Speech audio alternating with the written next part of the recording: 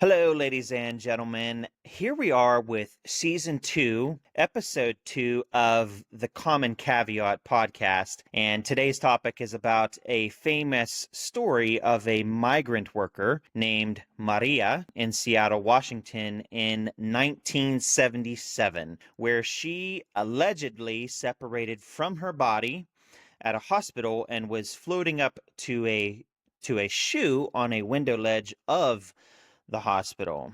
I have been asked by a friend to make a video reviewing a 1996 Skeptical Inquirer article that was intended to debunk this case.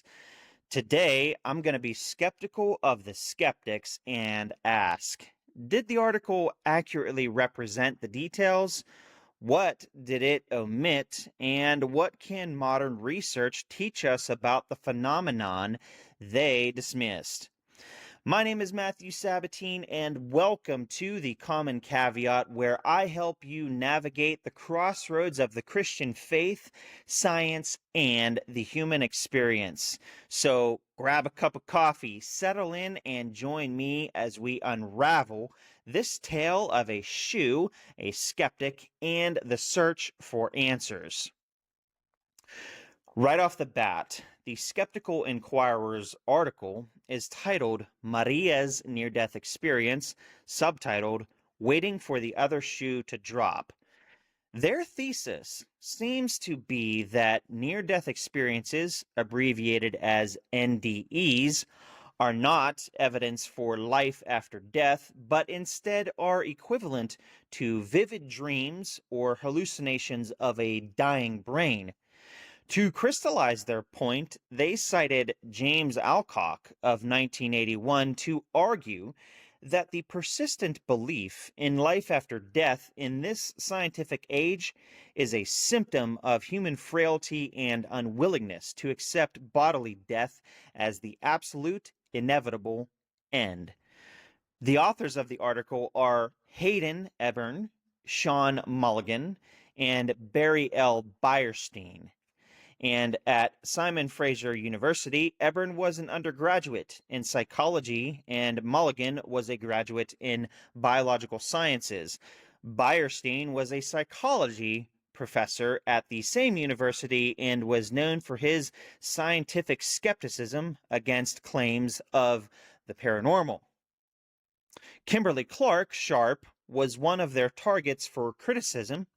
With her master's degree in social work, she was randomly assigned to Maria's case due to Maria's social and economic disadvantage. To our current day, Sharp has spent 2 decades as a clinical associate professor in the School of Social Work at the University of Washington and was founder of the Seattle International Association of Near-Death Studies. I wanted to know if the 1996 authors were accurately representing Sharp's work. To get their source, I looked at their bibliography where they cited a 1984 book to which Sharp contributed called The Near-Death Experience: Problems, Prospects, Perspectives. Since this book is not freely accessible online and very limited copies are in print, I was forced to visit a university library located 1 hour and 30 minutes away from my home. I was shocked by my discovery, to say the least. First, let's talk about the agreements between the Skeptical Inquirer and Kimberly Clark Sharp, who I will simply refer to as Sharp.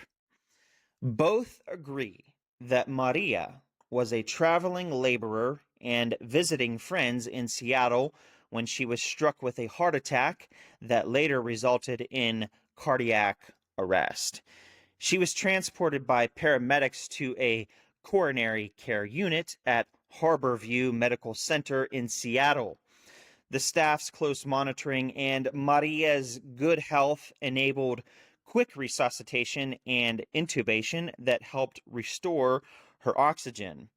On the same day Maria was stabilized, she said to Sharp, quote, The strangest thing happened when the doctors and nurses were working on me. I found myself looking down from the ceiling at them working on my body." End quote. Maria was more concerned about her out-of-body experience than she was the stoppage of her heart.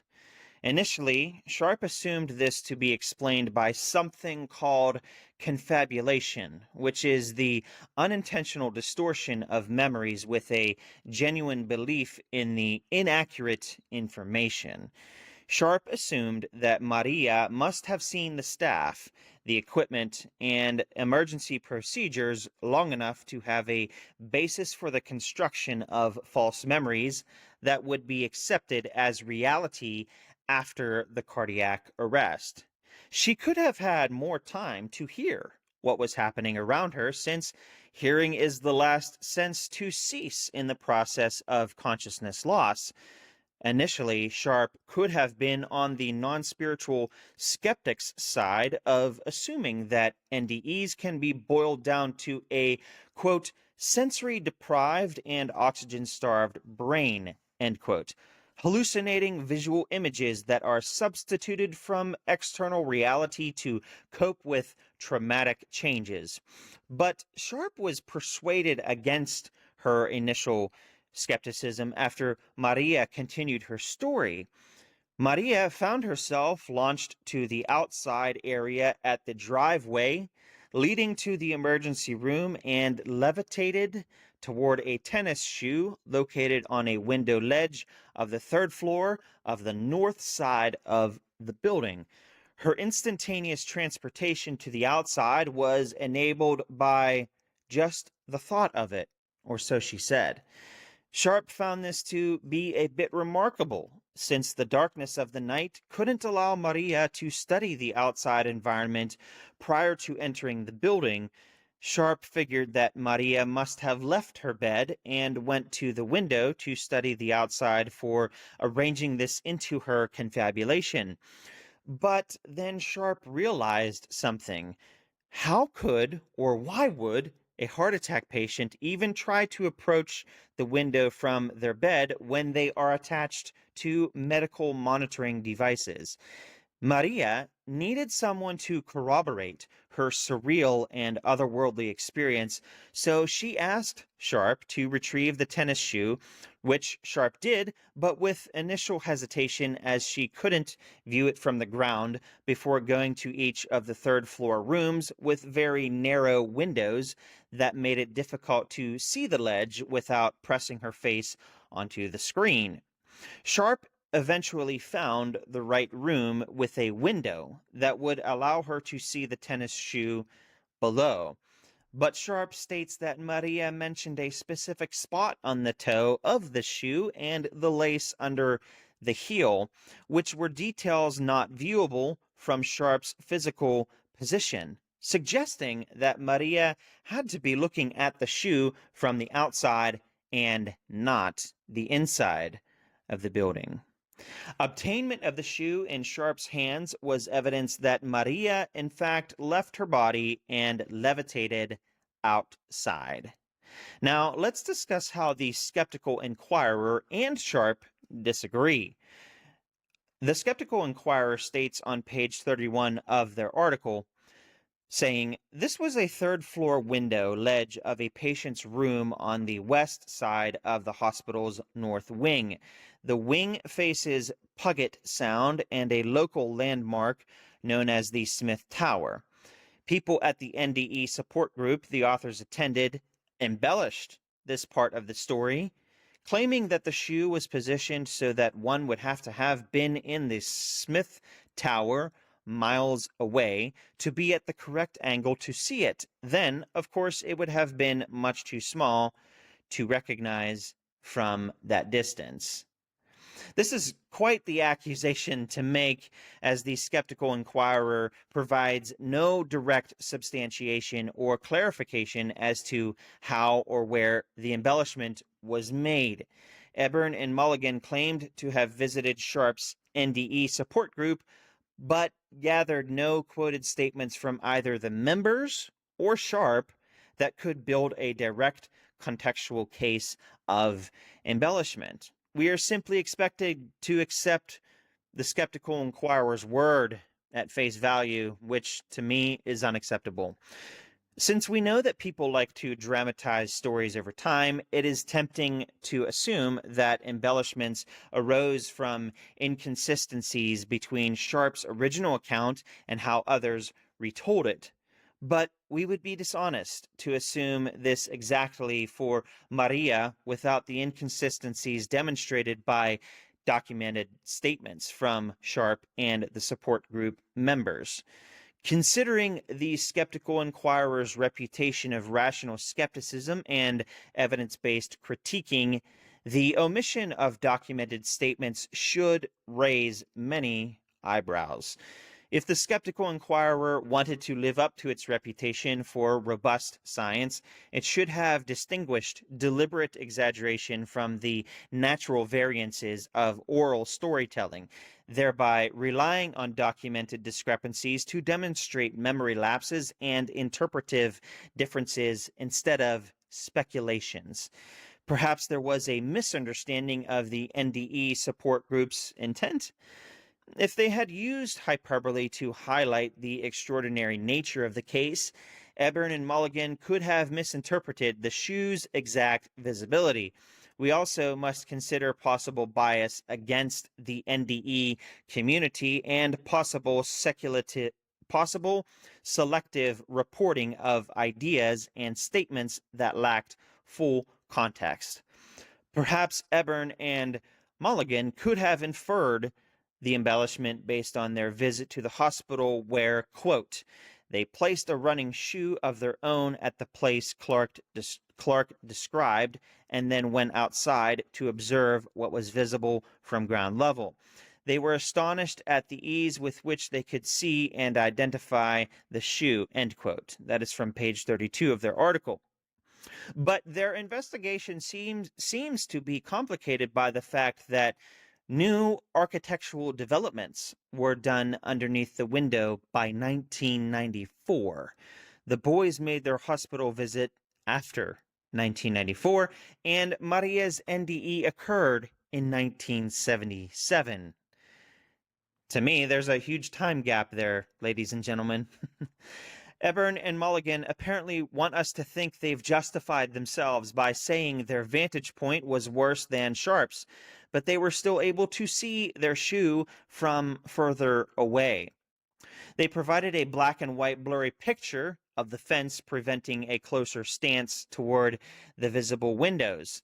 Unless Ebbern and Mulligan were ever present to see the emergency room entrance and window in its former state, or get documentation of the original architectural layout to compare it to the newly developed state, it is hard to believe that they could genuinely replicate any conditions that were equivalent to Maria's and Sharp's conditions years prior. Perhaps Ebbern and Mulligan's ease of seeing their shoe was due to their sight and focus being primed by the expectation of finding their shoe on a window ledge where they deliberately placed it. This can be easily related to a phenomenon called a perceptual set, first coined by researchers Brunner and Minturn in 1955, who got their participants to see the number 13 or the capital letter B in an ambiguous figure based on how their expectations were primed with a sequence of numbers or letters. In contrast to Sharp, perhaps the stress and uncertainty of whether she would actually find a shoe was an influential factor in Sharp's struggle to locate it many years prior. This difference can influence the partiality in their comparison between their deliberate search and Sharp's initial discovery. The traffic of people beneath the window could have exposed many to the sight of the shoe, but this seems irrelevant to Maria, who would want to remain focused on the immediacy of her acute medical crisis instead of a random but salient object on a nearby window ledge. The same applies to any emergency room staff who had to be preoccupied with their roles and any bystanders focused on the priorities of their loved ones. They could have realized the shoe in passing and maybe mentioned it to each other for humorous relief during an emergency room crisis. But if such a thing is outside of most people's primary awareness, why would this enter into the peripheral field of a, quote, sensory-deprived and oxygen-starved brain, end quote? For Maria, unless she saw it, just overhearing about the shoe from other random conversations would not be enough to generate the kind of mental image that Maria conveyed, with emphasis on the location, condition, and orientation of the shoe, which are details that later turned out to be accurate after obtaining the shoe by Sharp. For the skeptical inquirer's argument to work, it is most advisable to demonstrate that human attention can detect salient or conspicuous things outside of their primary focus and current relevant goals. The opposite is demonstrated by something called inattentional blindness or change blindness, a 1998 experiment from Daniel J. Simons and Daniel T. Levin demonstrated this by starting conversations with pedestrians, and while engaged, the experimenter was secretly swapped out by another person. Approximately only half the pedestrians could notice the switch. The precedence of central relevant information over peripheral irrelevant information was tested in 2011. This trade-off effect of emotional arousal narrowing focus was examined using, quote, 13 negative and 13 neutral naturalistic thematically driven picture stories, end quote, in an experimental design closely mimicking real-world conditions more closely than previous studies had shown. Overt attention was measured according to where the participants' gaze naturally went without intentional direction to specific details, thereby resembling normal information processing. Participants were asked to rate their emotional responses to stimuli. Their autonomic responses, such as skin conductance and heart rate, were also examined, thereby objectively confirming emotional arousal. If people aren't guaranteed to recognize conspicuous changes during normal situations, this implies to me that a dying brain is much less inclined to recognize a conspicuous shoe on a ledge. The Skeptical Inquirer attempted to discredit Maria's NDE by citing cryptomnesia, suggesting that individuals can subconsciously absorb pieces of conversations and later retrieve them as seemingly novel mental images, while believing that they hadn't encountered the information beforehand. However, this hypothesis fails to fully address the empirical data on cryptomnesia, inadvertent plagiarism, and misattribution. Cryptomnesia predominantly involves general or widely shared ideas, themes, or concepts, which are easily absorbed and later reproduced in modified forms. The detail reported by Maria, a shoe precariously perched on a window ledge with a worn toe and a lace tucked under the heel, is far too visually and spatially specific to be plausibly explained by cryptomnesia. Brown and Murphy's 1989 seminal experiments on cryptomnesia provide further evidence against the Skeptical Inquirer's position. Their participants, when tasked with generating examples from categories like types of furniture, quote unquote, often inadvertently plagiarized responses from others, particularly when dealing with orthographic categories based on spelling rather than semantic categories based on meaning.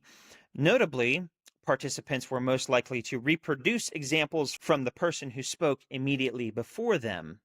This finding underscores that cryptomnesia, as demonstrated in controlled settings, is heavily influenced by close temporal proximity and a readily identifiable source. In Maria's case, neither of these conditions is met. The source and timing of her alleged exposure to the shoe detail remain entirely speculative.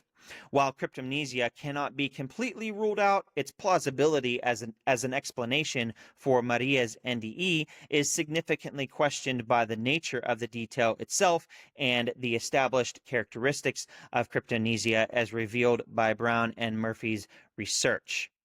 The Skeptical Inquirer wanted to contradict Sharp's claim that narrow windows made it almost impossible for her to see the shoe, so let me quote the Skeptical Inquirer.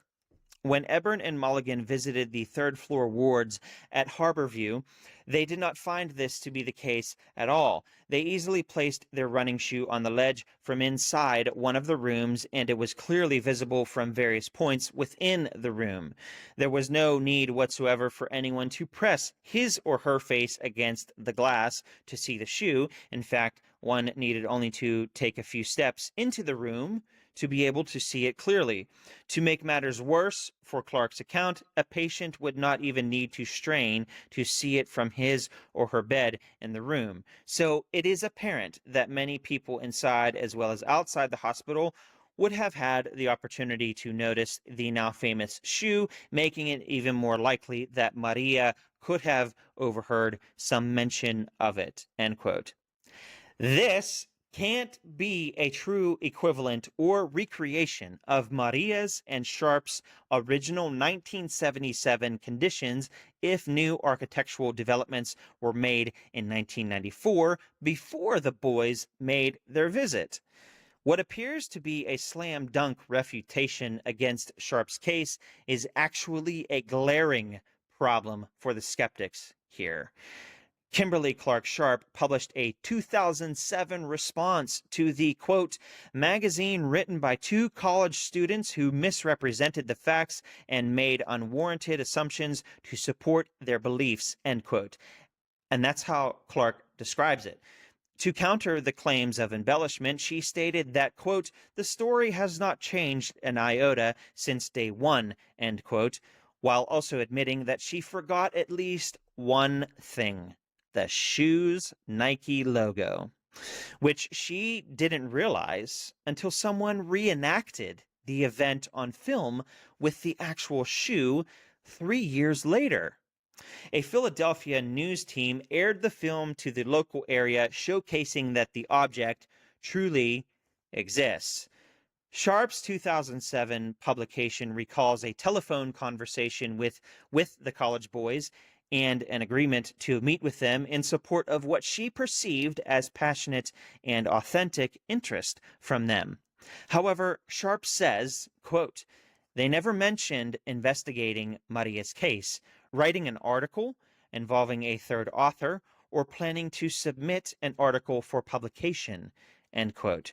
Sharp's written disclosure about meeting with the boys at the hospital echoes what I've already said about the 1994 architectural changes, complicating the boys' attempts to recreate the original scene. Sharp informed them that in 1977, her search for the shoe was complicated by all the floors having very similar appearance, and there was a, quote, sharp downward slope of the land under the window, end quote. In light of the architectural changes, when she met the boys in the 90s, she could only approximate the shoe's original location, as she was desperate to satisfy their persistent demands to offer an exact location. The boys asked to visit the patient's rooms with Sharp, but being that she was no longer an employee, she told them she no longer had clearance. After giving their thanks, Sharp had the understanding that they probably called it a day and left the property. Years later, she felt betrayed when learning they had trespassed into the hospital and entered areas where they were violating the privacy of very vulnerable patients, all for the sake of placing a shoe on a window ledge to misleadingly replicate the original scene that was not replicable. Her quoted description finalizes my point better than I could say it. Quote, the boys stated that they could see a running shoe of their own at the place I described from the ground level. Of course they could. They were half a block away. When I looked for the shoe from the ground, I was following a sidewalk that hugged the building, completely unable to see something visible on the ledge a few stories above me. In fact, the reason I went inside to look was because a bird flew onto a ledge above me and I lost sight of it. That was when I realized that I would not be able to find a smallish object outside the building. Because of construction, when the boys visited the shoe site, they could not go anywhere near the same sidewalk, even if it had existed at the time, which it did not, having been built over by a new addition. I told the boys this significant detail, but this did not seem to deter them from going to another location and then proudly announcing they could see the shoe. It is not surprising that they could see it from their better vantage point. I wish I had thought of looking from a half a block away at the time, but I probably would have been mowed down by an ambulance. End quote. So now on to my final points, ladies and gentlemen. What could an NDE or an out-of-body experience like floating outside a hospital to see a random shoe possibly have to do with the Bible and Christianity? Well, while the specific terms near-death experience or out-of-body experience are not found in the Bible, the core characteristics of these phenomena often bear striking resemblances to biblical accounts of visions, encounters with the divine, and descriptions of the afterlife. For instance, in 2 Corinthians 12, verses 2 through 4, the Apostle Paul mentions he knows a man who was caught up to the third heaven. Whether in or out of the body, he could not say. This ambiguity between a physical and a purely spiritual experience mirrors the uncertainty many NDE experiencers report. Paul's description of being caught up to paradise and hearing inexpressible things also resonates with the profound and often ineffable nature of NDEs. Furthermore, the extraordinary visions of light, glory, and relief commonly reported in NDEs find a potential parallel in Acts chapter 7, verses 54 through 60. Here, Stephen, filled with the Holy Spirit, sees heaven open and the Son of Man standing at the right hand of God, even as he faces martyrdom. His subsequent plea for God to forgive his executors echoes the heightened empathy and compassion often reported by those who have undergone NDEs. The unfathomable peace and love frequently described by NDE experiencers could be seen as analogous to the serenity depicted in Luke chapter 23.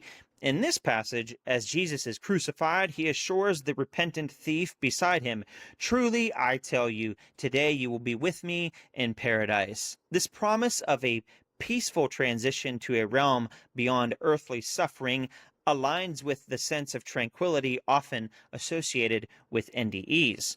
Finally, the freedom from pain and suffering described in many NDEs resonates with the prophetic vision of Revelation chapter 21, where it is foretold that in the new heaven and new earth, God will wipe away every tear from every eye. There will be no more death or mourning or crying or pain, for the old order of things has passed away. This promise of ultimate healing and restoration could be interpreted as a glimpse into the reality that some believe is glimpsed during an NDE. Thank you, ladies and gentlemen, for watching today's episode. Hit that subscribe button, knock that bell off its you-know-what, and hit the like button. Thank you for stopping by. Have a wonderful day or night wherever you are, and goodbye.